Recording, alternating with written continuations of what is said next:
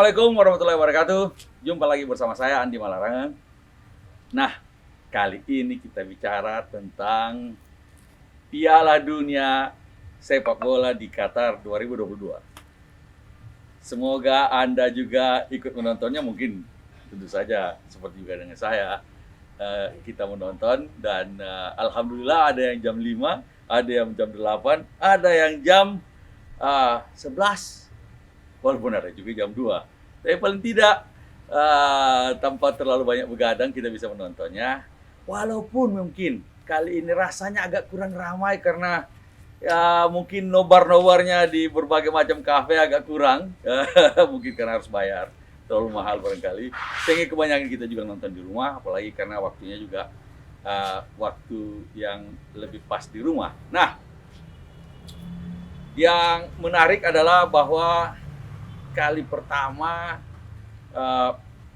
Piala Dunia dilangsungkan di negara-negara Arab padang pasir yang tentu saja cuacanya agak terlalu panas sekali tentu saja, makanya diundur sampai bulan November ini baru bisa memulai Piala Dunia. Biasanya kan sebelum-sebelumnya waktu summer ya, itu kira-kira sekitar bulan-bulan Mei, Juni, Juli, Agustus, terus bahkan September. Tapi kali ini kita ditunda sampai bulan November biar agak dingin sedikit. Dan memang kita lihat Qatar luar biasa, pembukaan juga kita lihat spektakuler dan pertandingan kita lihat luar biasa juga. Barangkali yang menjadi pertanyaan adalah bagaimana nasib Qatar sebagai tuan rumah. Dan ini relevan juga dengan pertanyaan kita adalah apakah lebih baik menjadi tuan rumah atau lolos kualifikasi dimanapun tuan rumah itu dilaksanakan atau Piala Dunia itu dilaksanakan. Ini pernah yang saya hadapi dulu. Pada waktu saya jadi Menpora, ketika itu PSSI mencanangkan program menjadi tuan rumah Piala Dunia tahun, saya lupa tahun berapa waktu itu, tahun kira-kira 2030 sekian barangkali ya. Waktu itu saya mengatakan, daripada menjadi tuan rumah yang ya tentunya kalau jadi tuan rumah maksudnya kita bisa ikut Piala Dunia tanpa harus ikut kualifikasi, karena sebagai tuan rumah otomatis tuan rumah masuk menjadi peserta Piala Dunia yang sekarang jumlah pesertanya sudah lumayan banyak, 32 sekarang ini. Nah, tanpa kualifikasi kalau jadi tuan rumah pasti jadi ikut Piala Dunia. Kira-kira PSSI dulu berpikir semacam itu. Dan tentu saja waktu itu saya mengatakan bahwa kalau mau ikut Piala Dunia lebih baik pikirkan bagaimana membentuk tim yang kualitasnya hebat, bisa lolos kualifikasi di AFC, Asosiasi Sepak Bola Asia, AFC, Asian Football Conference, di mana di situ sekarang juga Australia juga masuk dari bagian dari AFC. Nah, sehingga waktu itu saya mengatakan begitu. Pertama, memang Piala Dunia itu tidak sedikit ongkosnya. Tahu, ini Qatar untuk menjadi tuan rumah atau dalam menyelenggarkan tuan rumah ini menghabiskan 216 miliar dolar. 216 miliar dolar itu kira-kira berapa ya? Sekitar 3.000-an triliun barangkali. Jadi kalau 1 miliar dolar itu sama dengan 15 triliun. Sekarang bisa 16 triliun, anggaplah 15 triliun. 1 miliar dolar, 10 miliar dolar kan berarti 150 triliun. Kalau 100 miliar dolar sama dengan 1.500 triliun. Dengan demikian, kalau 200 triliun kan sama dengan 3.000 triliun. Kira-kira tambah 16, ya kira-kira separuh dari utang luar negeri Indonesia. Kira-kira itulah. Itu utang luar negeri kan sekitar 7.000 triliun. Nah, ini 200 miliar dolar. Nah, padahal sebelum-sebelumnya negara-negara sebelumnya cuma menghabiskan sekitar belasan miliar dolar. Belasan miliar dolar dan segalanya. Dan kemudian salah satu juga yang digunakan pembiayaan oleh Qatar adalah membentuk tim sepak bolanya dengan Aspire Academy. Aspire Academy ini sekarang di Qatar mulai dari anak-anak, remaja, usia berbagai macam usia sampai tim nasionalnya dengan pembiayaan luar biasa. Agar supaya kira-kira tidak memalukan kalau masuk dalam Piala Dunia bersaing.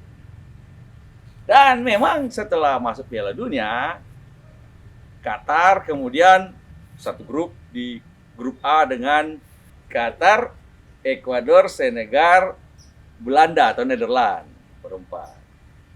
Dan hasilnya ya, sayang sekali segala macam upaya Qatar itu berakhir dengan kegagalan dalam lapangan hijau. Qatar kalah dari Ekuador 2-0, kalah dari Senegal 3-1. Nah, ini belum pada waktu kita membuat video ini sedang akan bertanding dengan Nederland. Rasanya kalau dengan Ekuador dan Senegal kalah, dengan Belanda rasanya juga susah untuk menang. Yang jelas sudah tersingkir. Qatar sudah tersingkir dari Piala Dunia 2022. Tidak akan maju ke dalam babak selanjutnya yang dinamakan knockout stage, di mana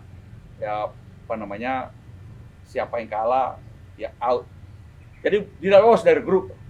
Dan ini pertama kali dalam sejarah Piala Dunia, pada pertandingan pertama pembukaan baru pertama kali tuan rumah kalah setelah 92 tahun sejarah Piala Dunia. Sekali lagi, ini makin memperkuat posisi saya ketika saya jadi Menpora dulu. Ketika itu saya mengatakan, tidak, daripada berpikir bagaimana menjadi tuan rumah Piala Dunia, ya, dan kemudian dapat lolos gratisan, dan itu masih akan kira-kira kita biddingnya untuk Piala Dunia yang kira-kira 20 tahun lagi. Memang kita tidak tahu apa yang terjadi 20 tahun lagi, tapi daripada bicara tentang 20 tahun lagi, kalau PSSI bisa membentuk tim yang kuat, yang bisa lolos kualifikasi, jangan pikir 20 tahun lagi, 4 tahun kemudian bisa ikut Piala Dunia. 8 tahun lagi bisa ikut Piala Dunia. 12 tahun lagi bisa ikut Piala Dunia. Nggak perlu nunggu sampai 20 tahun, 30 tahun kalau kita mau bidding dan mendapat lolos gratisan. Karena begini, kalau lolos kualifikasi seperti yang dilakukan oleh Tunisia, Senegal, Jepang, Korea, Maroko, Ghana, Kamerun, itu pastilah sudah teruji, paling tidak di wilayahnya mereka yang terbaik. Dan sekarang kita lihat ada kecenderungan kebangkitan Asia di Piala Dunia. Jepang bisa mengalahkan Jerman. Apalagi Saudi Arabia bisa mengalahkan Argentina. Luar biasa. Dan semua orang Saudi Arabia luar biasa, raja sampai bikin libur nasional. Katanya mau dikasih Rolls Royce satu orang, saya nggak tahu benar apa tidak itu. Tapi bangganya luar biasa. Karena itu pada waktu itu saya katakan bahwa tidak peduli di mana Piala Dunia mau diadakan. Tidak peduli apakah di Asia, di Eropa, di Afrika, di Amerika. Kalau kita lolos kualifikasi, kita bisa bersaing dan melawan tim-tim dunia. Dan siapa tahu bisa menang. Seperti dilakukan Saudi Arabia, seperti yang dilakukan oleh Jepang, seperti yang dilakukan oleh Maroko. Ambisi kita mestinya itu Garuda didadakin. Ambisi kita adalah bagaimana lolos Piala Dunia dengan keringat. Bukan cuma sekedar tuan rumah. Saya sih nggak keberatan dalam arti mau jadi tuan rumah kalau memang waktunya kita siap dan kita punya pembiayaan yang cukup itu. Kenapa tidak? Tapi mestinya pikiran PSSI adalah membentuk tim yang bisa lolos ke Piala. Dan untuk itu yang dibenahi bukan hanya tim nasional, tapi mulai dari pembinaan usia dini. Bagaimana pembinaan usia dini, kompetisi di usia dini, di sekolah. Bagaimana supaya tim-tim sekolah ini bagian dari proses seleksi, pembibitan, dan kemudian penyaringan mencari bibit-bibit terbaik. Bagaimana supaya sarana olahraga sampai di kampung-kampung itu menjadi baik. Anak-anak Tulehu, kampung di Ambon sana, bisa jadi pemain nasional. Yang begitu itu kita mau, kita ciptakan Tulehu baru di mana-mana seluruh Indonesia. Kita negara besar kok, jumlah penduduk juga besar. Masa nggak bisa dapat orang, istilahnya 11 orang, tentu dengan cadangannya yang terbaik. Itu mestinya menjadi pembina ambisi PSSI. Bagaimana liganya berjalan dengan baik, bagaimana sarana, stadion, tim-timnya yang profesional itu betul-betul profesional dan bersaing mulai dari kawasan, dari AFF, itu asosiasi untuk ASEAN. Lalu kemudian AFC bisa menang di AFC. Waktu itu saya senang. Kenapa waktu itu saya setuju Australia masuk di AFC. Waktu itu kan Australia yang tadinya masuk di Pasifik, Oceania. Lalu karena di sana mereka tidak punya lawan lagi di Oceania dan kemudian masuk di Asia.